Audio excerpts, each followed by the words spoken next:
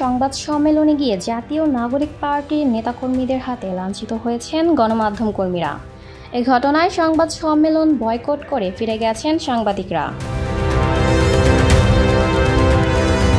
আজ বৃহস্পতিবার বেলা 10:45টার দিকে হযরত শাহজালাল আন্তর্জাতিক বিমানবন্দরের ভিআইপি গেটে এই ঘটনা ঘটে।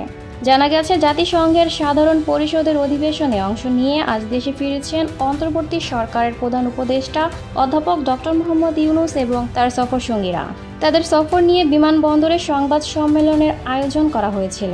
সেখানে উপস্থিত গণমাধ্যম কর্মীরা জানান, বিমানবন্দরের ভিআইপি গেটে বিএনপি নেতা হুমায়ুন কবির ব্রিফিং করেছিলেন। এ সময় সেখানে উপস্থিত এনসিপি নেতারা উচ্চস্বরে স্লোগান দিচ্ছিলেন।